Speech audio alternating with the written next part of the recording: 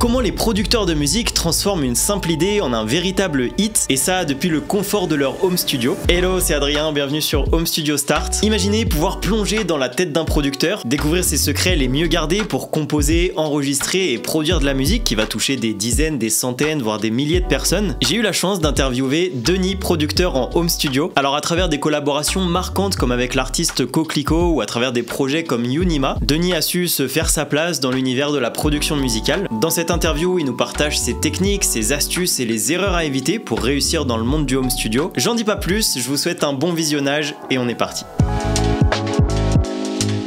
Bonjour Denis, et avant tout un grand merci de partager ton temps et ton expertise avec nous pour cette vidéo. Pour commencer, est-ce que tu pourrais te présenter et partager un peu ton parcours dans le monde de la production musicale? Ouais, déjà salut Adrien et merci pour cette opportunité, c'est une première pour moi et ça a été proposé de manière assez sympathique. Donc j'ai commencé comme beaucoup de gamins avec la guitare, des groupes de rock, puis rock indé. Et comme beaucoup de gamins qui bougent pour les études, j'ai été un peu arraché à mes groupes de copains musiciens avec qui j'ai appris la musique.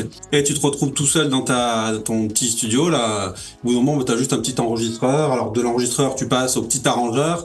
Et tu commences par la force des choses, par dépit un petit peu, à commencer à bidouiller. Et un truc peut-être un petit peu plus particulier, c'est que j'ai étudié dans les arts graphiques, et je me retrouvais fasciné par un nouveau langage graphique.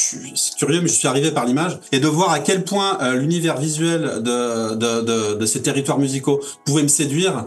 Et à quel point je pouvais être hermétique à la musique. Et je partais du principe que le problème c'était moi, c'était pas la musique, j'avais pas les clés de compréhension.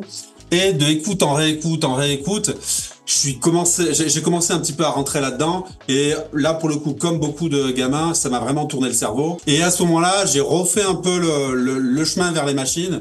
Et les trucs se sont un peu connectés. Prenant un peu de maturité, j'ai repris goût à mélanger les instruments, on va dire, traditionnels et la musique électronique.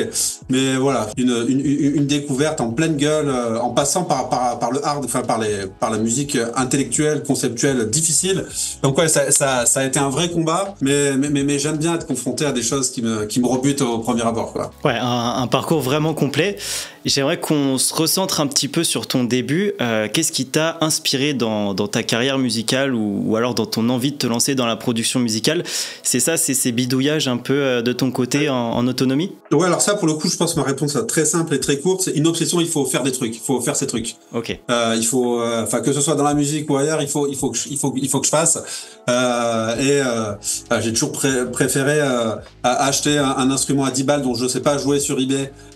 Et aller le sampler et aller faire mon truc plutôt qu'aller acheter des banques de sons. Donc ouais, c'est vraiment c'est plaisir de la cuisine, quoi.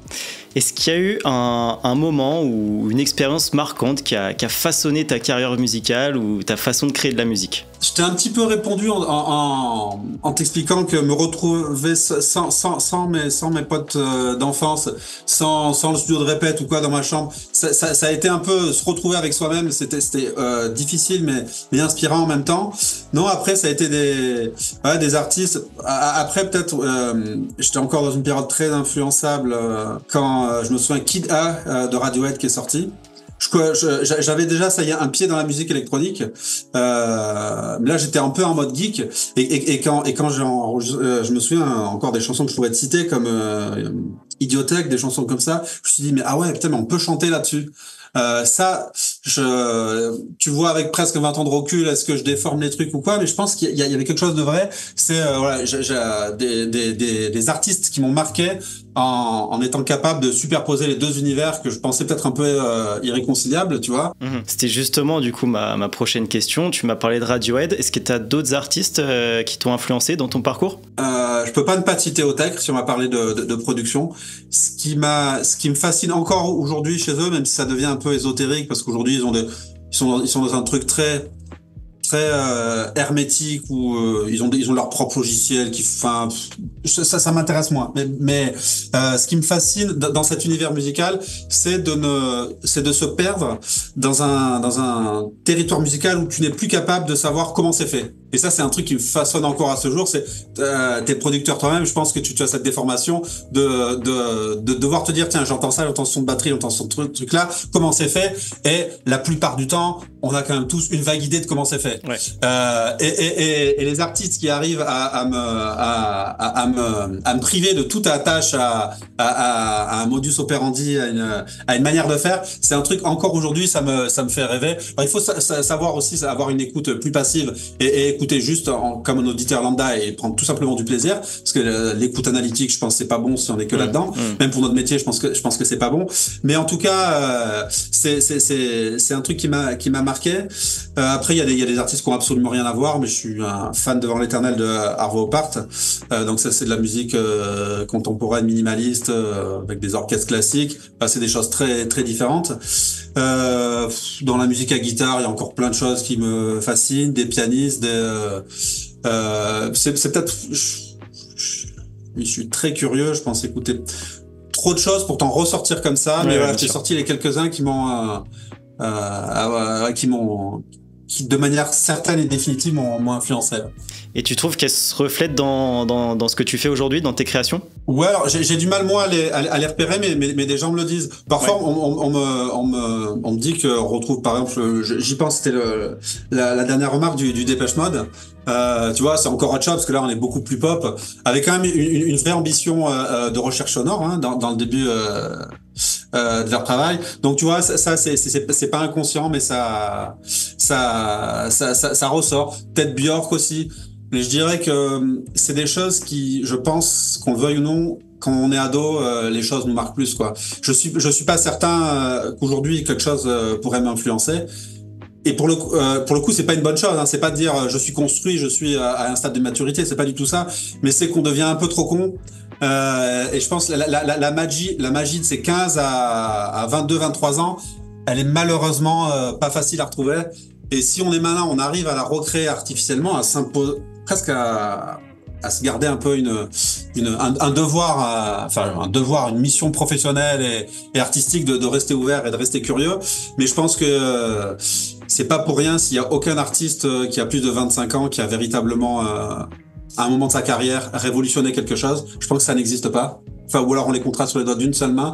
Donc je pense qu'il y a une étape magique dans la création d'un artiste, d'une personne, d'un gamin qu'on retrouve pas. Donc forcément, ce qui m'a influencé, c'est ce que j'ai écouté autour de ma vingtaine. Donc ouais, c'était l'époque de Björk, Radiohead, Massive Attack.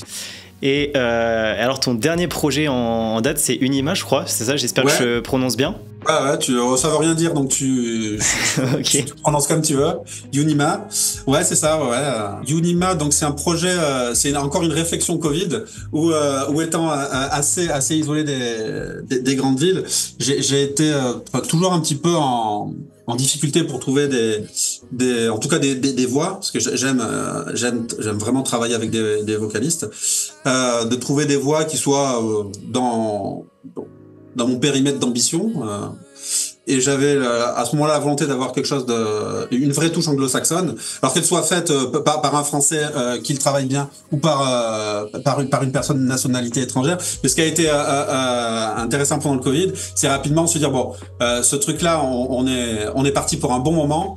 Donc que la personne soit à 2 minutes de chez moi, à Paris ou en Angleterre ou aux US, de toute façon ça se fera à distance et sans aucune connaissance de savoir comment me repérer sur des sites anglo-saxons. Je suis allé, j'ai dû taper Classified UK Musician ou je sais plus quoi. Et en gros, je suis tombé sur le Zikinf sans savoir lequel des sites. Bref, comme un con, une annonce producteur français cherche.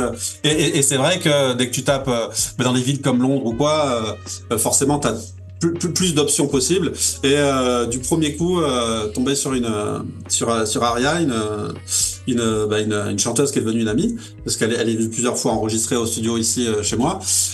Donc ça s'est fait très très simplement et j'aurais pas, alors même si on s'est vu quelques fois pour les enregistrements, j'aurais même pas cru avant cette expérience-là qu'on puisse échanger aussi de manière aussi intense en grande partie à distance. Je te propose maintenant de parler d'une facette un peu plus spécifique de ton travail. Il y a quelques jours, quand on s'est contacté, tu m'avais dit que tu utilisais des instruments assez uniques dans tes productions. Quel genre d'instruments tu utilises? Alors, de manière générale, j'ai une inclination assez forte pour tous les instruments qui permettent de jouer faux. Quand je dis jouer faux, je vais même te dire que alors je suis pas violoncelliste, mais tu peux très facilement atteindre la magie de l'internote, de l'entrenote que tu as quand tu as en fait un instrument, on appelle je crois aux notes non discriminées. Donc sur un violoncelle, tu as le spectre harmonique entre les notes, ce que tu n'as pas sur une guitare. Bon, tu peux faire des bends, tout ça, mais ça c'est des choses qui m'attirent beaucoup. Tu prends un piano, par exemple derrière là, je pense pas qu'on le voit, mais ça doit être l'instrument le plus cheap de tout mon studio. Je l'ai acheté chez des vieux, parce que les personnes âgées presque te donnent les pianos gratuits. D'ailleurs ça c'est un bon conseil. Okay. Ça coûte tellement cher à déménager que les personnes âgées qui ont pas forcément de la famille autour d'eux, tu peux trouver des pianos gratos ou vraiment pas chers. Et ce piano là, je le voulais un peu pour Ave. Dans la mesure où je vais répondre à ta question, pourquoi ce piano, c'est un peu une obsession de pouvoir coller à ce que tu racontes dans une production. On va dire que si je prends le cliché, je suis dans un concept folk minimaliste, petite chanson, petite voix fragile, peu d'éléments. Si je vais télécharger la banque de sons du dernier Steinway enregistré dans le meilleur studio berlinois avec avec le meilleur accordeur, les meilleurs micros que pour moi, ça marchera pas. Enfin, si tu veux donner l'impression que c'est une petite chanson fragile que tu as enregistrée dans le grenier de ta grand-mère, avec le vieux piano de famille qu'elle a, si t'as le méga son piano super produit, enfin, tu vois, il y a un truc qui va pas marcher. Et alors, quand il s'agit de faire quelque chose de pro carré, aujourd'hui, on a tous des outils qu'on connaît digitaux, enfin des plugs ou des synthés extraordinaires, mais arriver à se rapprocher un peu de ce côté authentique. Tu vois, typiquement ce piano là, je l'ai pas fait accorder par un accordeur, je l'accorde tout seul. Je suis pas un bon accordeur, mais il a juste ce qui fait de faux et qui est pas non plus une hérésie, parce que quand tu mets un chorus sur un piano, c'est ni plus ni moins aller foutre le bordel dans la régularité harmonique et il sonne. Donc voilà, il y a des moments où naturellement, sans y penser, on vient rechercher ça. Quand aujourd'hui on utilise beaucoup d'effets à bande pour faire des effets de fluctuation, on vient chercher justement toutes ces notes un peu fausses. Donc de manière générale, tous ces instruments qui permettent, je te montrerai peut-être quelques-uns tout à l'heure, mais qui permettent d'aller chercher un petit peu cette petite tension qui nous fait sortir de la justesse. Peut-être que c'est le fait de travailler dans un environnement comme tous aujourd'hui très digitalisé, où on travaille sur des grilles.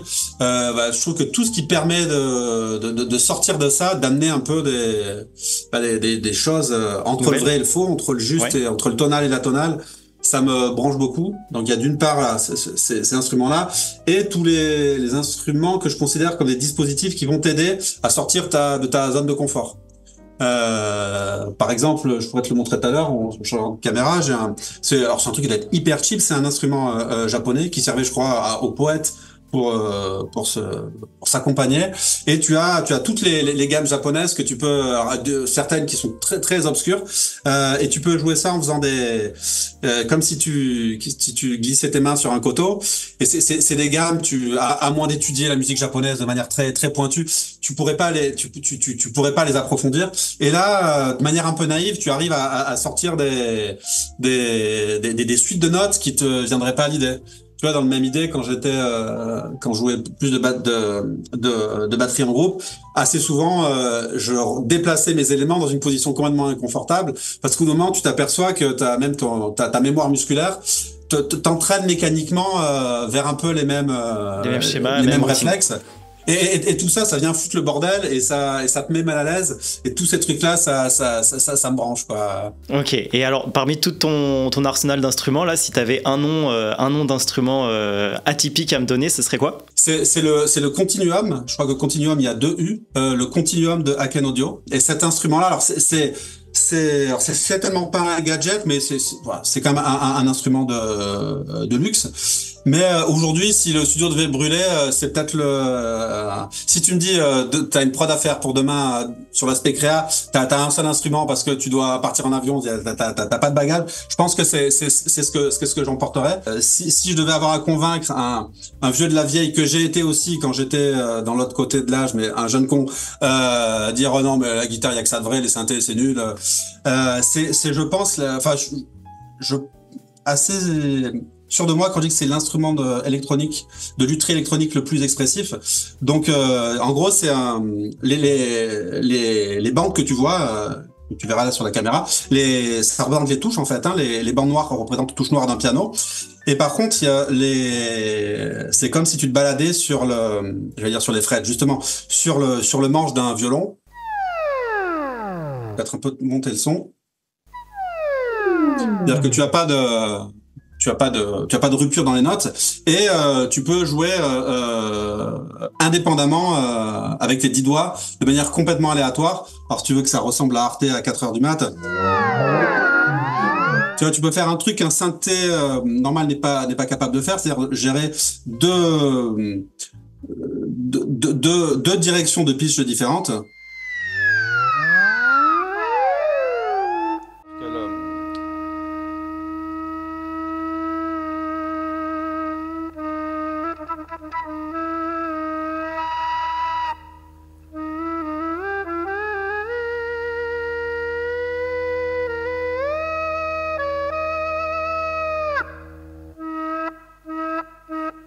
Donc là, t'as compris que les notes, tu peux, comme si tu te déplaçais très, très lentement sur un instrument.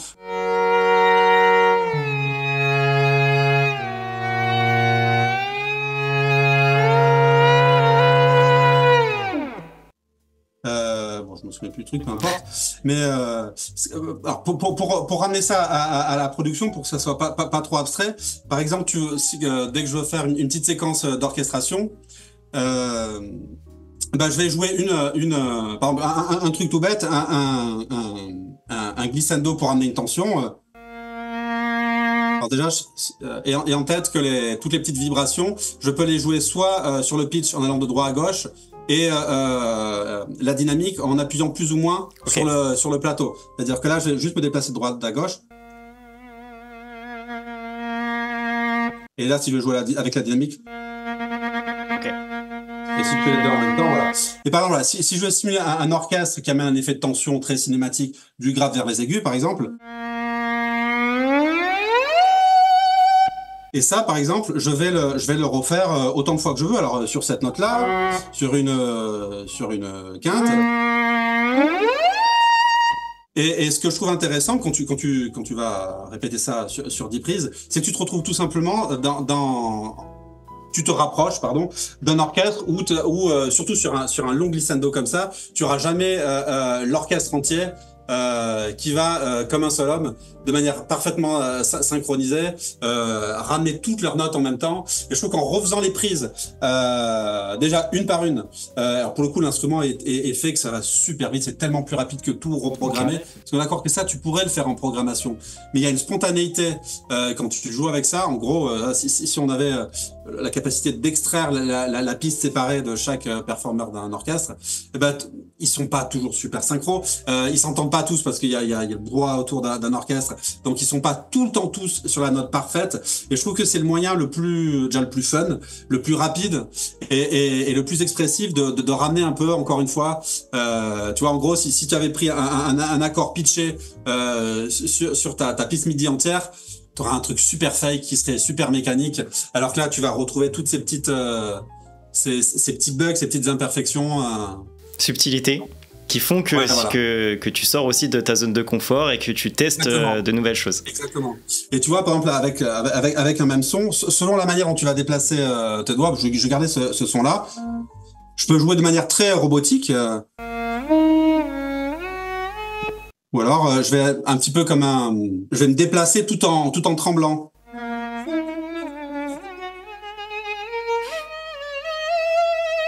Jusqu'à la caricature, hein.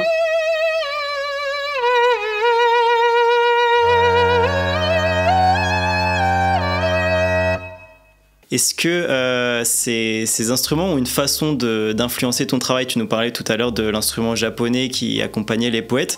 Est-ce que ça t'inspire dans tes productions ou est-ce qu'au contraire tu les traites comme des instruments entre guillemets plus classiques comme un piano, une guitare? Non, ça m'inspire parce que tout mon setup autour est fait de manière à pouvoir connecter des machines. Alors, il faut aimer ça et être un peu geek, hein, faut se l'avouer. Mais du coup, je programme très peu en MIDI. Et je joue beaucoup sur base d'impro. Et ce qui est intéressant dans un setup de prod, dans ce contexte-là, qu'on a plaisir de faire les choses de cette manière-là, parce qu'encore une fois, c'est pas mieux ou moins bien, c'est moi ça m'inspire. C'est que si ton setup est pas bien conçu, tu vas dire putain, je testerai bien ça. Et quand tu commences à se dire qu'il faut que tu branches ça, et enfin tu dois connaître le truc. S'il faut trop de temps pour accéder à l'idée. Bon allez, je laisse tomber, je télécharge le plugin que je connais par cœur, que tout le monde utilise, et tu vas un peu à la méthode facile. Alors que quand t'as ces trucs-là, tu vas peut-être sortir un truc sympa ou de la merde, mais ce sera ton truc avec un truc qui est un peu moins démocratisé. J'avais aussi préparé l'instru japonais qui est rigolo. J'ai toujours le téléphone qui doit tourner.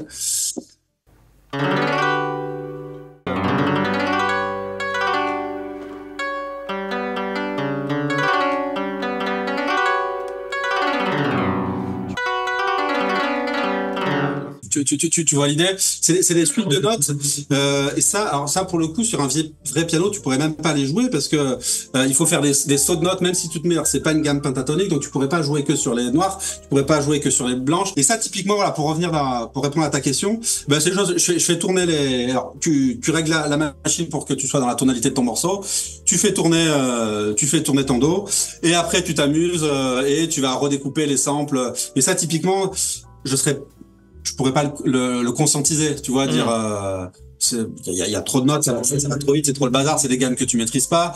Mais allez, en 2 minutes d'impro, on a pu amener une couleur et je suis persuadé, alors ça je m'en fiche, mais que ça va être perçu comme un sample parce qu'il paraît tellement une fois traité et tout, ça paraît relativement authentique, je pense.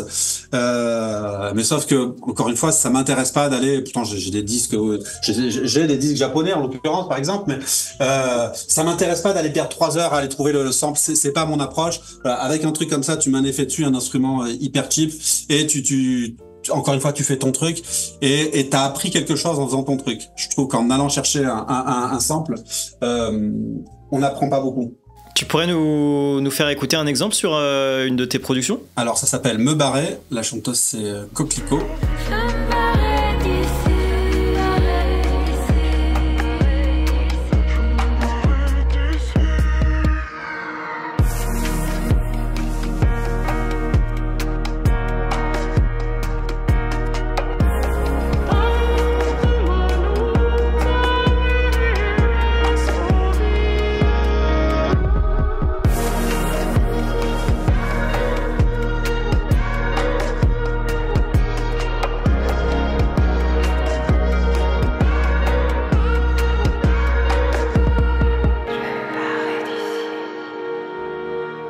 Il en reste que quelques notes, hein. Mais c'est un truc que j'ai fait en quelques secondes et encore une fois en m'éclatant parce que tu fais n'importe quoi, tu t'es toujours dans la gamme, tu vois, et c'est super inspirant parce que pour le coup c'est super tactile et c'est top pour de l'impro parce que voilà t'as sélectionné la gamme, un peu comme sur un hang drum, tu sais, où ils sont accordés. T'as un peu le bonheur, tu viens un peu dans le monde du paradis où c'est toujours juste, tu vois. Est-ce qu'il y a un conseil que tu donnerais à ceux qui veulent expérimenter avec ce genre d'instrument non conventionnel? Je trouve que c'est plus enrichissant d'aller s'acheter un biniou à 10 balles sur eBay et d'aller faire son petit sample, d'aller creuser des banques de sons. Voilà. On fait pas quelque chose de mieux avec, mais je trouve qu'il en reste quelque chose. Que tu vas garder et je trouve que c'est les expériences qui te marquent et à chaque fois c'est un petit cours parce que tu vas l'enregistrer à l'arrache, tu sais pas en jouer donc tu vas devoir un peu le corriger et à chaque fois ça t'oblige à dire tiens mais putain là le truc est pas mal mais j'ai joué un peu faux, le truc est pas mal mais il y a trop de graves, trop d'aigus et ça va t'obliger à le remettre en pièces et je trouve que c'est des bonnes petites leçons de prod à chaque fois, plutôt que d'ouvrir un plugin et voilà. Ok, c'est pas fait pour ceux qui veulent leur son instantanément. Non, okay. Non. Mais enfin, non, t'as pas ton son instantanément, il faut le chercher. Il faut vraiment avoir un plaisir dans la recherche. Mais par contre, je trouve que tu vas pas forcément, c'est pas forcément plus long. C'est que scroller des banques de sons, à titre perso, ça me fait pas kiffer. Et en même temps, quand t'as ces instruments-là, t'as peut-être un peu moins d'options. Mais tu dis allez, il suffit d'avoir 3 à 4 machines, un petit instrument, une petite guitare autour, et tu dis je vais faire mon morceau avec ça.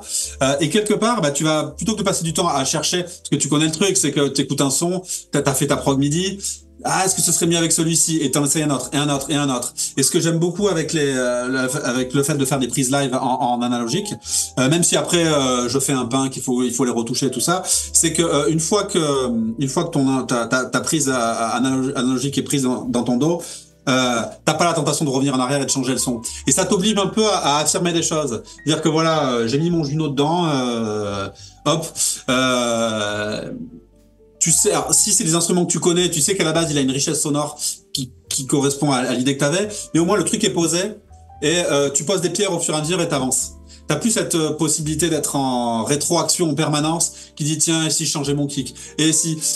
Et je trouve qu'un jeune producteur peut facilement se perdre. Il va regarder un tuto et on va lui raconter que le meilleur plugin pour faire des synthés vintage, c'est ça. Et du coup, il va le télécharger. Et je trouve qu'on se perd un peu là-dedans. Quand il s'agit d'aller creuser un petit peu son identité personnelle sonore, je trouve qu'on se perd dans la jungle des options dans le monde du digital, des tutoriels, tous ces trucs-là. Voilà. Okay. La prise directe, ça voilà. Je l'ai fait, maintenant je fais avec, je me démerde avec. Okay. Et je trouve ça cool. Ok, bah écoute, vraiment passionnant de t'entendre parler de ton approche sur ces instruments et vraiment c'est des belles découvertes, hein, donc merci beaucoup. On a commencé par parler de ton parcours, on a aussi parlé de donc, ces instruments si particuliers que tu utilises et qui participent aussi à créer ta signature sonore. Tout ça, ça nous amène à la production musicale et justement, si on s'intéresse plus particulièrement aux techniques de production, quelles sont celles que tu considères comme essentielles, surtout pour ceux qui travaillent en home studio? Alors, je vais essayer de te répondre sans tomber dans quelque chose de trop pointu, mais j'ai joué le jeu d'aller voir tes vidéos et essayer de connaître un peu ton public pour amener quelque chose de peut-être complémentaire sans être complètement à côté de la plaque. Et j'ai présenté peut-être une technique que j'utilise énormément, qui est à la fois très pointue, mais c'est paradoxal. Je trouve que c'est un très bon outil pour aider à de suite passer un next level des producteurs jeunes. C'est les outils qui permettent aujourd'hui de faire de la correction d'EQ dynamique. Alors peut-être pour remettre ça dans le contexte un peu, pourquoi on fait ça aujourd'hui et pourquoi c'est nouveau et pourquoi ça change beaucoup la donne pour moi en termes de production. Si on ramène ça un peu dans l'histoire, ça peut être intéressant. Je veux dire, dans les années 60, si on enregistre si on écoute un disque des Beatles, à l'époque, on va dire qu'on séparait vraiment les zones de fréquence. C'est-à-dire que quand on voulait que la basse coexiste avec la guitare, on allait couper certaines fréquences de la basse sur tout le morceau pour que la guitare empiète pas dessus. On allait faire la même chose sur la guitare. Donc on dit voilà, la basse, ça c'est ta place, la guitare, ça c'est ta place, et sur tout le morceau ça changera pas. Alors, encore une fois, c'est ni mieux ni moins bien, c'était ce qu'on pouvait faire à l'époque. Dans des périodes plus récentes, t'as les techniques de sidechain qui sont arrivées dans un premier temps sur le kick, où ça permettait de priver une certaine, par exemple la basse, de son volume uniquement quand le kick tapait. Là, on commençait déjà à avoir une approche chirurgicale où on se disait je te retire tout ton volume, mais uniquement quand j'ai besoin que tu te taises pour que le kick ou autre chose, hein, ça se faisait déjà avec la voix, pour que les choses puissent gagner en clarté. Ça, je trouve que c'est déjà, mais j'imagine que tu en parles peut-être, que les techniques de sidechain, c'est déjà, je trouve quelque chose d'assez facile à mettre en œuvre quand on a compris à quoi ça servait surtout, et de suite ça ramenait de la clarté dans les productions.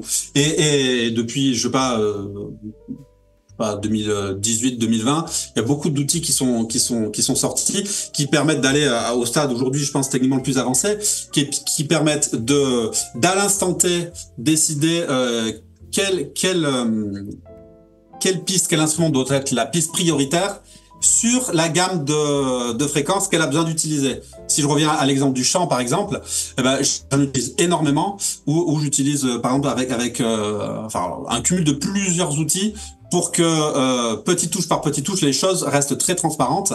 Et l'idée, c'est d'utiliser, moi j'utilise, je fais des copies de ma piste chant, par exemple, que je mets sur un bus séparé. Et une fois que j'ai ce bus séparé, je vais aller docker, donc faire du sidechain, mais je vais sélectionner je vais faire des petites bosses et qui vont venir faire un petit peu de place. Alors j'ai une amie qui avait une très belle manière d'expliquer ça. Quand je lui avais montré, elle m'explique que c'est comme si on avait les traces de pas de l'homme invisible. C'est-à-dire qu'en gros, ça fait en creux à chaque fois que la voix va taper sur une fréquence particulière, ça va faire des petites bosses. Ça, j'utilise, mais celui-ci, on va dire qu'il se déplace pas. Désolé, c'est un peu complexe, mais j'encourage ton public à aller regarder un plugin qui peut-être pas encore très connu, s'appelle, je sais plus si c'est SurfEQ ou SurferEQ. C'est un truc excellent parce que lui, il est très intelligent, c'est qu'il va se déplacer. Tu choisis de dire que sur ta piste que tu juges prioritaire, souvent le chant par exemple, que la première fondamentale, donc la partie du spectre qui va être la plus audible dans le son de ta voix, et ben en même temps que tu chantes, elle va se déplacer. Ok, je reviens sur la courbe d'apprentissage que tu disais, en particulier quand on débute, qui peut être assez longue. Est-ce que la digitalisation du processus d'enregistrement en home studio et notamment le fait d'avoir plein d'assistances visuelles, ça n'allonge pas finalement cette courbe d'apprentissage C'est ce que des gens plus âgés disent. Après, je vais pas plus faire le vieux con que ce que je le suis. J'ai pas connu l'environnement studio audio. Donc, je pense que ça... Non, mais tu as raison. Ça la rend forcément plus longue. Mais en même temps, je pense qu'après, tu vois, après une séance studio d'1 heure, je pense que les oreilles se fatiguent. Et avoir du check par l'image, par la vision, c'est une belle béquille aussi, tu vois, pour aider à pas faire d'erreurs. Mais oui, je te rejoins. Je pense que des gens plus âgés ont raison de dire que ça la rallonge. Okay. Ouais. Après, j'en ai aucune idée. Hein. Moi, j'ai commencé avec des plugins digitaux. Donc, moi, pareil, mais c'est quasi obligatoire parce que quand t'as que ton oreille que tu dois croire, même aujourd'hui, voilà, t'as même plus que du repère visuel. T'as des mêmes choses, des plugins qui gèrent les choses à ta place. Alors, je trouve qu'aujourd'hui, c'est le début de tout ça, ça va forcément devenir des outils extraordinaires, mais jusqu'au jour où on se demandera, le producteur il sert plus à rien, ou il faudra encore qu'il trouve une niche de compétences dans laquelle il devra amener de la valeur ajoutée. Bon, ça c'est pas pour être pessimiste, mais chaque mois qui passe, on nous présente un nouvel outil.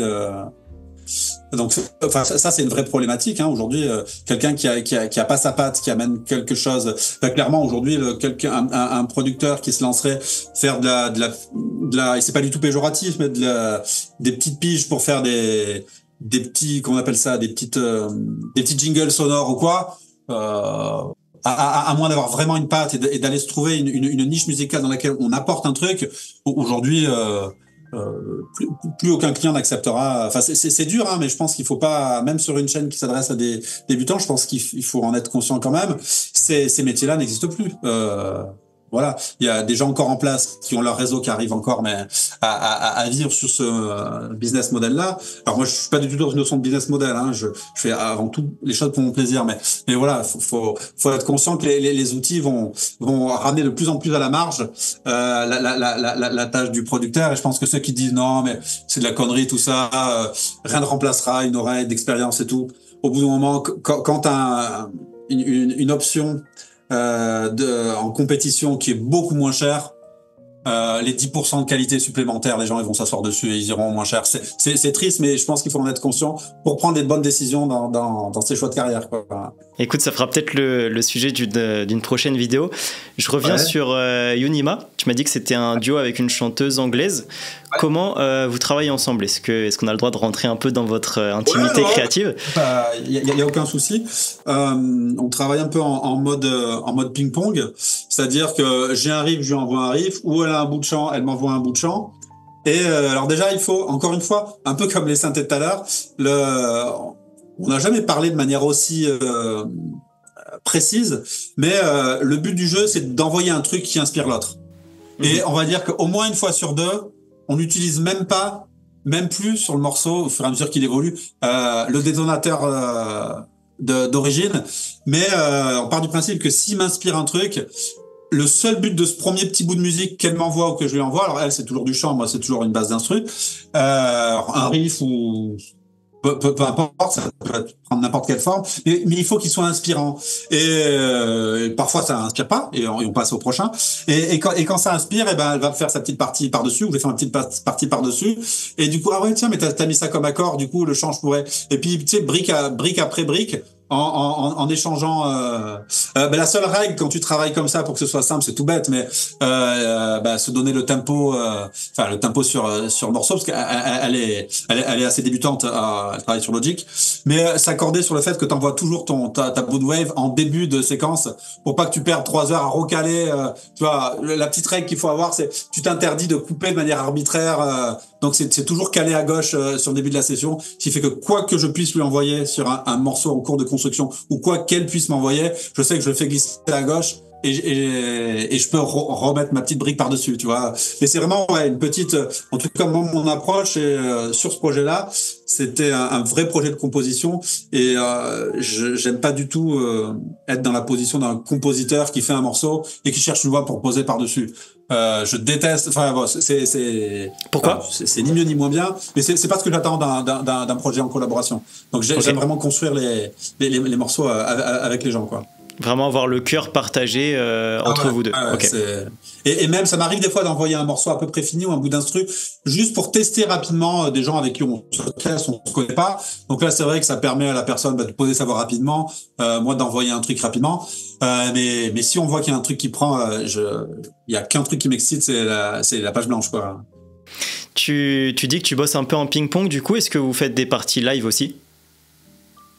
C'est-à-dire, est-ce que vous bossez par exemple par Zoom, par Teams Ouais, on l'a fait quelques fois. Ça, pareil, avant le confinement, j'aurais soit pas été à l'aise ou je l'aurais pas fait. Et je pense que ça nous a tous un peu désinhibé.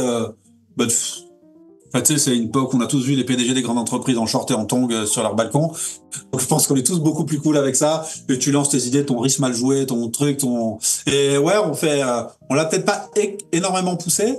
Mais ça nous arrive d'en faire, ouais. Mais je trouve ça, et j'aimerais le faire plus à l'avenir, ouais. Ça pour le coup, c'est quand même assez cool. Je sais qu'il y a même alors je sais pas comment ils gèrent la latence et tout, mais je pense pas que c'est un mythe, mais des gens qui font presque des répètes, quoi, à distance comme ça. En tout cas, ça, si c'est pas encore très au point techniquement, c'est qu'une question d'années. Je pense qu'il y aura des trucs, voilà. Ouais. On perd un petit peu quelque chose, mais voilà, en tout cas, ce sera techniquement possible. Mais ouais, j'aime bien ça, ouais. Il faudrait faire ça un peu plus à l'avenir, hein. Bon, bah, super. Je pense que ça va motiver beaucoup de personnes. Avant de terminer, j'aimerais qu'on reste sur la partie partage de conseils, mais peut-être plus axé cette fois home studio et moins production musicale. Ouais. Selon toi, c'est quoi l'élément le plus important à considérer quand on aménage son home studio? Alors évidemment, je vais te dire les généralités que tout le monde va te dire, mais des enceintes qui tiennent la route, mettre un petit peu de budget là-dedans. Rapidement raisonner. Alors, j'ai pas un studio. Alors j'ai un studio traité, mais j'ai pas fait venir un. Je ne vis pas que de ça. C'est un hobby qui déborde aussi, qui déborde pas mal, mais ça reste avant tout un hobby. Donc mon studio, c'est à la fois un studio dans lequel je reçois des gens, une pièce dans laquelle je suis bien et où je reçois des copains juste pour écouter de la musique. Elle a trop de fonctions pour que ce soit hyper traité. Donc je n'ai pas fait venir un ingénieur qui m'a calculé. Voilà, elle est pas traitée comme ça, mais par contre, je l'ai fait un peu à l'intuition avec les quelques règles de base qu'on connaît. Il y a des bass traps sur les côtés, mais alors la base c'est quand même. Je dirais toujours qu'il vaut mieux avoir de la moquette épaisse partout, des objets qui matifient un peu le son d'une pièce. Ce sera toujours mieux qu'une pièce non traitée. Après, le truc tout bête que je conseille souvent, c'est souvent les gens qui n'ont pas beaucoup de place, de serait-ce que par la superficie de la pièce et pas non plus un budget de fou pour la traiter, de prendre des enceintes de monitoring qui ont les vents par l'avant. Okay. Je sais que moi, j'ai une pièce qui est pas très petite, mais j'aurais pas voulu faire le sacrifice des 1 mètre perdu derrière le bureau, qui reste ce qu'il y a de mieux à faire. Et par exemple, de choisir un modèle qui a les évents sur l'avant, ça te permet de pas d'éliminer, mais de vraiment limiter le bourdonnement, le ronronnement qui fait des fréquences dégueulasses. Donc ça, je trouve que et pas toutes les marques font des produits comme ça. Donc faire attention à quel espace j'ai derrière mon système. Il y a des gens qui disent encore prends-toi un super compresseur, un super truc. Honnêtement, j'ai 2 distressors, un couple stéréo. Des fois, je m'en sers un peu parce que je culpabilise d'avoir une machine extraordinaire, chère, et je l'utilise, mais en tout cas, il faut savoir, il faut être humble. Je pense pas être assez bon, ou pas encore, pour juger de la différence entre un bon plug. Donc aujourd'hui, c'est des machines qui peuvent peut-être faire rêver des gens jeunes, parce que tu as l'impression que ça va sonner. Faut se calmer avec ça. C'est surtout pas par là qu'il faut commencer les investissements. À la limite, un bon micro, oui, mais le hardware, compresseur, préampli, c'est encore un autre débat. Mais EQ... Je vois que t'es très humble. T'as quand même acquis plusieurs années d'expérience. Est-ce que, avec le recul, tu t'aperçois que t'as commis des erreurs quand t'as commencé, et est-ce que si tu devais recommencer depuis le début, tu ferais différemment? Ouais, des petites choses. Je pense que comme tout le monde, quand on rentre dans l'univers de la production digitale, on voit la production, la précision, la minutie, la précision chirurgicale qu'on peut avoir. Au bout d'un moment, on devient control freak, hein, comme on dit. Et le risque, c'est d'enlever un petit peu de vie. Tu sais, il y a un conseil que j'avais dû voir sur Internet qui est pas mal. C'est quand tu es dans une session sur laquelle tu passes un peu trop de temps, tu viens corriger un son, par exemple de l'EQ, et t'arrives à un truc qui te plaît bien. Et c'est un truc que je fais un peu inconsciemment. Quand t'arrives à un truc qui te plaît, avant de lâcher, reviens un petit peu en arrière. C'est un vrai, enfin pour moi c'était un vrai bon conseil. Quand t'écoutes un son depuis longtemps, le fait de le changer, il y a un phénomène. Alors je suis sûr que des neurologues, je sais pas quoi, pourraient te l'expliquer ça. Mais il y a un côté satisfaisant à redécouvrir le son que tu écoutes depuis des heures et des heures de manière modifiée. Et je pense que tu vas toujours le trouver un peu mieux. Et c'est pas qu'il est mieux, c'est que c'est satisfaisant pour l'oreille de le redécouvrir. Et ce qui fait que voilà, je te dis, quand tu fais une modification un peu drastique sur un son, très souvent, ça paraît un peu bête comme ça, mais ça n'est pas tant que ça. C'est quand ça commence à le plaire, tu vois, là, c'est super. Il y a une partie qui est un plaisir artificiel de le redécouvrir différemment. Et fais un petit 10% de marche arrière sur ton truc. C'est un truc tout con, ça paraît débile, mais c'est super. Donc ouais, pour en revenir au fait d'aller un peu trop dans la chirurgie, tu vois, typiquement le travail de hyper chirurgical de sidechain dynamique quand j'ai découvert la précision de ces outils-là, j'allais trop loin au début. Parce que c'est tellement fou, il y a un côté, mais putain, et puis surtout que tu vois que tu gagnes un peu en clarté, les éléments. En gros, tu commences à faire ça, quoi. Tu vois, c'est-à-dire que lui, il est prioritaire à cet endroit-là là-dessus, lui, il est prioritaire à cet endroit-là, et sauf qu'au bout d'un moment, ça aide beaucoup, mais la musique, c'est pas non plus du laboratoire avec des équations mathématiques où il faut qu'il y ait un peu de bazar aussi. Donc, se méfier, pareil, comme la quantisation. Ça, c'est encore un autre débat. On peut assumer une techno hyper froide, tout sur la grille, mais voilà, comme l'autotune, sauf si c'est un parti pris artistique complètement assumé. Et si on veut que ce soit transparent, quand t'es depuis 1 heure à triturer ta voix, fais un peu marche arrière et baisse un peu voilà. Se méfier un peu des outils aussi qui sont un peu magiques, hein. Il y a un côté un peu mystique parce que c'est formidable, mais à garder un peu de la vie dans tout ça. Quand tu commences à zoomer, tu peux zoomer de plus en plus et tout recaler tes petits trucs parce que t'as fait une performance. Mais encore une fois, voilà. Pourquoi aussi les gens dans le hip-hop ont révolutionné la production? Parce que ils ont, quand tu samples, on s'apercevait que quand ils samplaient un kick, il y avait un petit peu de vieille reverb avec la cymbale qu'on entendait un peu, et que pourquoi les prods étaient top, c'est qu'il y avait de la magie, parce que le kick c'était pas que le kick, il y avait un petit peu de high-end dessus qui amenait un peu de crisp, un truc un peu génial. C'est des petites erreurs, tout ça. Quand tu samples à l'ancienne, les trucs ils sont pas sur la grille. Et pourquoi il y a un super groove, c'est parce que les mecs ils ont pas quantisé. Donc voilà, on peut faire plein de trucs, mais faut trouver, et chacun a la sienne, hein. Mais sa limite personnelle, ou dire là je suis plus moi-même quand je quantifie tout, je suis plus moi-même quand je corrige le pitch de tout. Faut garder un peu de vie dans tout ça, et je suis certain que, et j'espère surtout que dans 6 mois, 1 an, 2 ans, 10 ans, je trouverai plein de trucs à chier, des grosses erreurs que j'ai fait, et je pense que le jour où on pense qu'on n'en fait plus, c'est qu'on a soit pris un melon, soit qu'on devient le meilleur du monde. Il y en a peut-être à qui ça arrive, mais j'espère que ça m'arrivera jamais. Non, mais il y a des erreurs dans tout ce qu'on fait, et j'espère, je te dis que j'en découvrirai encore beaucoup, mais voilà. Ne pas tomber dans l'obsession du contrôle, la grille, le truc, la justesse de la note. Faut garder un peu de vie. Ok. Très inspirant. Merci en tout cas, ça a été un grand plaisir de te parler et d'apprendre de tes expériences et tes conseils. Où est-ce qu'on te retrouve maintenant? YouTube, Instagram? Alors, depuis que je commence à avoir des, entre guillemets, revendications pro, j'ai un Instagram qui est absolument pas nourri, parce que c'est vraiment pas mon truc, mais j'ai une page sur laquelle on peut me contacter qui s'appelle Lovely Noise. Donc voilà, sur cette page-là, et Unima, U2NIMA, sur voir toutes les plateformes. Ça, j'encourage tous ceux qui seraient curieux de voir toutes ces belles paroles. Ça plaira peut-être pas, parce que ça c'est de la théorie, mais voir ce que j'en fais, ou ce que j'essaye d'en faire en contexte. Donc ça, les gens sont les bienvenus pour écouter, s'inscrire, liker, tout ce qu'on peut faire. Et puis voilà, ouais, les plateformes, et Instagram sur Unima, et Instagram sur Lovely Noise, qui est le nom de mon studio. Est-ce que t'as des actus qui arrivent, des dates, des sorties? Tu nous parlais d'un titre tout à l'heure. Ouais, oui, donc la chanteuse française que j'accompagne, qui s'appelle Coquelicot. Alors je me trompe toujours, c'est K-O-Clico, comme ça se prononce, K-O-C-L-I-C-O. Qui va sortir de manière en saccade plusieurs titres qu'on a travaillé ensemble, mais celui dont on est peut-être tous les deux d'ailleurs le plus fier, il s'appelle Me Barrer. Elle va le sortir aussi en clip.